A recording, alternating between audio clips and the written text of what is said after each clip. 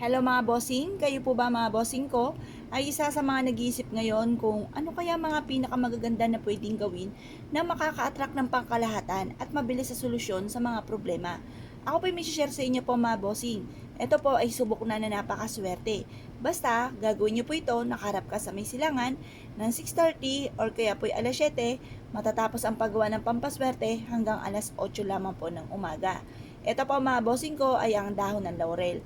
Ang dahon ng laurel, mga bossing ko, ay napaka-generous na magbigay po ng swerte. Ito po mga bossing ko, dati-rate, ang hinihiling ko lang po dito ay simpleng-simple lang. Pero ang pinagkaloob ay talaga naman terrific mga bossing. Dahil ito po mga bossing ko, dati-rate 10 piso lang aking hinihiling. Ang pinagkaloob po sa akin mga bossing ko ay 100 pesos. Ganun siyang ka-generous mga bossing. Masasabi ko lamang po mga bossing, kailangan kang gagawa ka ng ganito kung ano yung binubukan ng bibig po ninyo, siyang tinatakbo rin po ng inyong isipan. At nagmumula sa puso, mga bossing. Hindi yung basta-basta ka lang gagawa, mga bossing.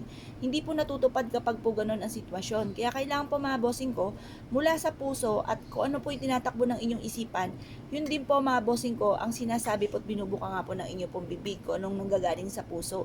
Ngayon po, mga bossing, halimbawa, may problema ka sa pera. Sabihin niyo po dito, mga bossing ko, magkakaroon ako ng kung magkano amount na matagal mo nang pinapangarap.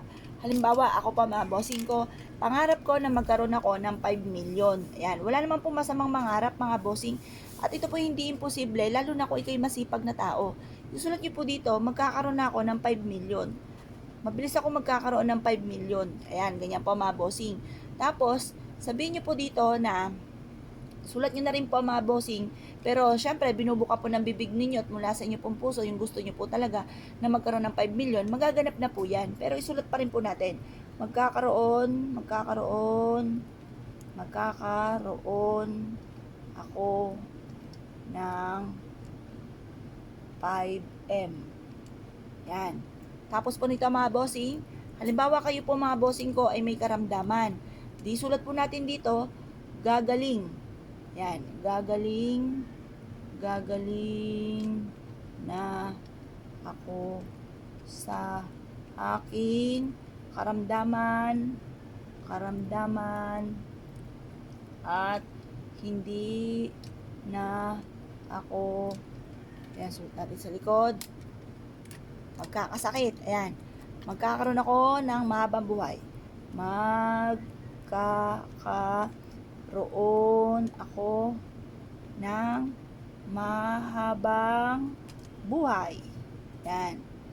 Ako at ang buong pamilya. Yan. Wish nyo na lahat mga bossing. Halimbawa, may problema kayo sa inyong karelasyon. Hindi na kami mag-aaway. Hindi na kami mag-aaway at magkakaroon ka ako ng forever. Ganun po mga bossing. Basta lahat na po ng gusto niyo i-wish po dito. Magkaroon ako ng sarili kong bahay, magkaroon ako ng sarili kong sasakyan, magkaroon ako ng mga bagay na matagal ko nang pinapangarap. Isusulat niyo po ito mga bossing ko sa may silangan mga bossing ha. Pagtapos na po kayo mag-wish mga bossing, ibilad niyo lang po siya sa sinag ng araw. At pagtapos ng alas 8 ng umaga, ang gawin niyo po mga bossing ko, ilagay niyo na po ito sa ilalim ng inyo pong unan. Ang dulot po nito ay swerte.